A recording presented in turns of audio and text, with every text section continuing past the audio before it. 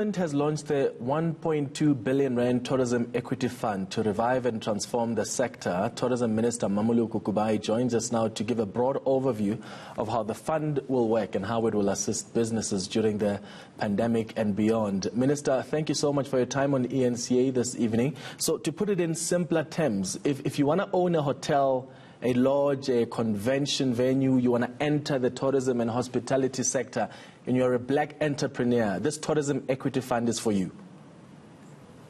Yes, definitely. Thank you. Good afternoon to yourself, Clement, and to the listeners. Yes, indeed, we're looking for entrepreneurs who want to enter the sector, who are battling. It's not even only about them owning the entire facility, but where they would have at least 51% ownership.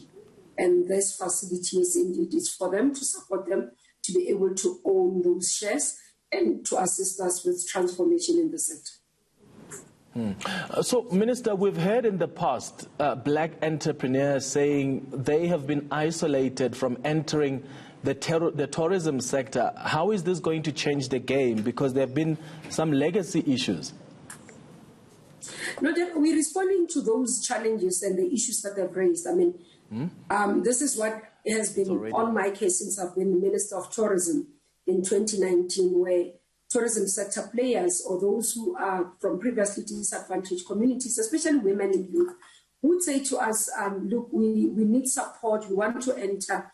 Or somebody who has been running, who has been a manager and says, look, I want to run my own facility, I've got the experience, but I can't have opportunities because I do not have access to capital.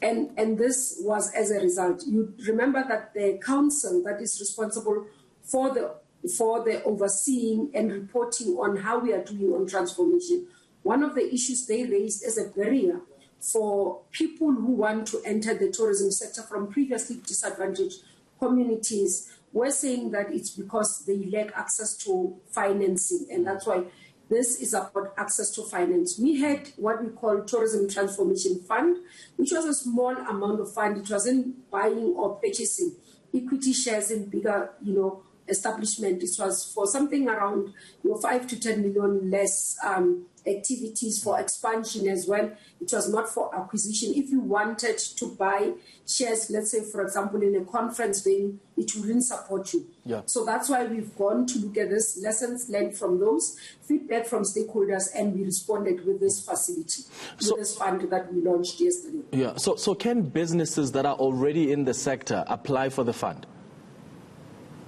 If you are in the sector, let's say, for example, you are in the sector and you want to diversify, because we do know that some of the businesses have always wanted to have, for example, a change in terms of meeting the PE criteria.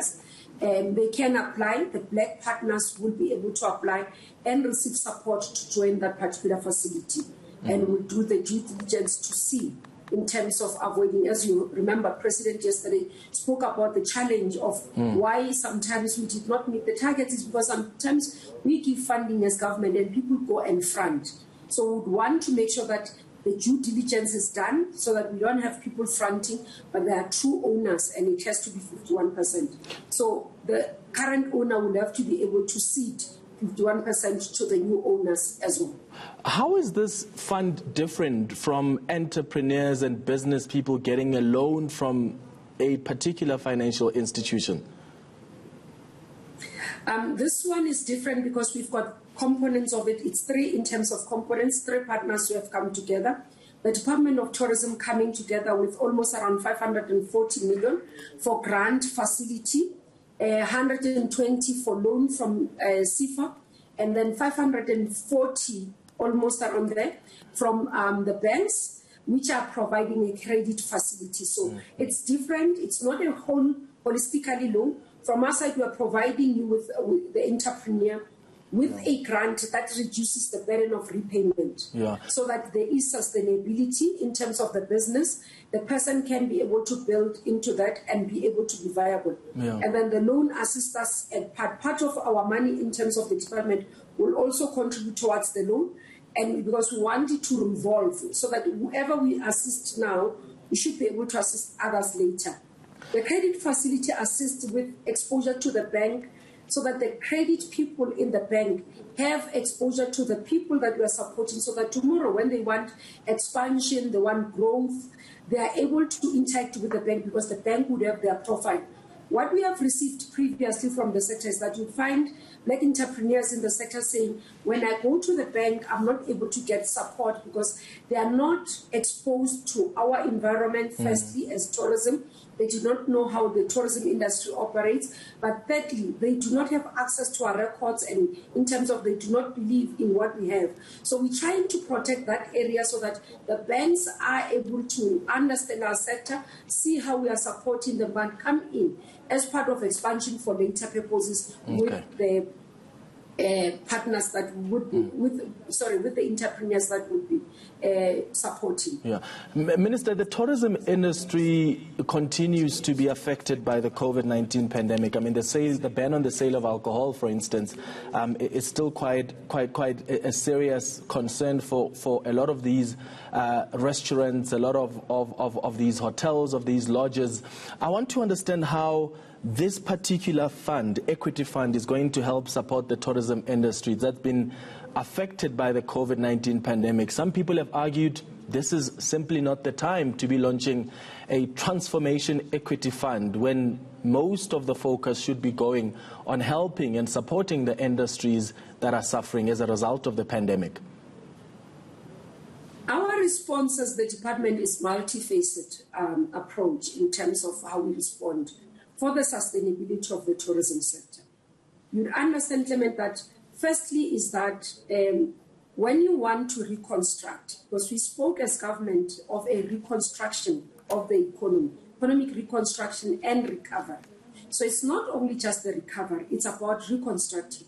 Now, when you reconstruct something, you don't say because it has collapsed or it has fallen or it's about to collapse, and therefore let me reconstruct, and you go and use old bricks or wrong bricks that you have used. Out of what you have built previously, and that needs to be reconstructed, there are lessons that are learned. Now you take those lessons, you build, you reconstruct new, so that you can build a more sustainable thing. Now, the issue about why we're launching it now, yes, it was announced previously in 2020 February, prior to even the hard lockdown and what the impact is. But when we looked at the reports, let's talk about the UNDP report. The UNDP report says the impact of COVID in South Africa will impact more those who are previously disadvantaged. They actually go as far as identifying a black female as the face of poverty in South Africa post-COVID-19. So our intervention, we had to look at it and say, okay, let's take a step back. Do we proceed with this program? We have identified it. Is it still relevant? And when we looked at the information around us, the reports, the research that exists that deals with COVID, then we realized that actually this is the most opportune time, this is the most relevant time for us to introduce this, actually to implement it as we have promised, because the threat would be that post-COVID, if that day comes, it means we are likely to end up with a sector that looks like pre-1994, where you do not have players. The investment that government has done over time, even if it's limited, to ensure that there are diversity in terms of tourism, would be gone, washed out completely. So we have to protect, and that's why in our tourism recovery, we talk about protecting the supply side of the tourism sector. Protecting the supply side of the tourism sector is ensuring that all those facilities that exist currently are there. Now, if I am, let's say, a white male who decides that I've been affected by COVID, but I've not even been able to benefit from government facilities or programs because I'm not being compliant.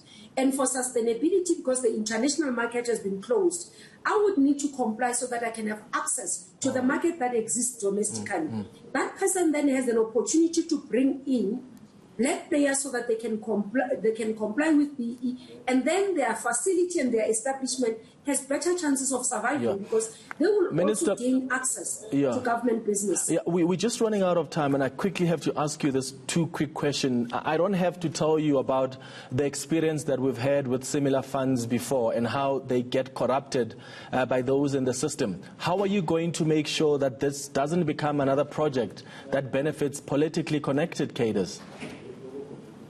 What we are doing with this project, we will monitor it monthly.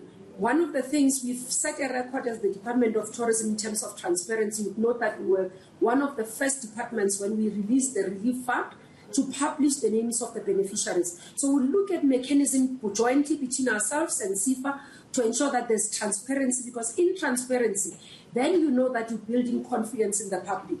So we will make sure that we do not have people rejected for the sake of rejecting.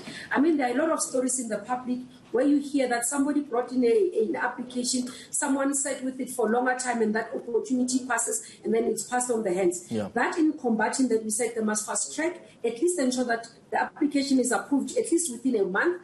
If there isn't an approved one within a month, there must be a proper explanation. So there will be accountability. How do you then address concerns from some owners of the tourism businesses who are worried that this may be used as an opportunity to buy them out because their businesses are failing, they're suffering because of the COVID-19 lockdown? No one will force them to be bought out or to sell out. As I said, we have different approaches that we're dealing with. We are also involved in ensuring that the current businesses are sustainable, Clement. For example, we've issued the norms and standards. We are going to embark on an intensive campaign in terms of international markets. We are looking at various areas to support the tourism sector that I can go into detail about. This is just one intervention that we are doing. So we've issued norms and standards currently to ensure that international travelers and domestic travelers have confidence in the market. I've been literally myself personally going across showcasing the products, both of any person, white, black, anyone. I've showcased those products, and we've rallied South Africans to support the tourism sector. So we'll continue that. Interventions will come in different packages for different groups. Interventions will come in different packages for the entire sector. So there's lots of work that we are doing in a multifaceted approach to respond to the impact of COVID. All right. Tourism Minister Mmamoloko Kubayi-Ngubane, thank you so much for your time on eNCA this evening.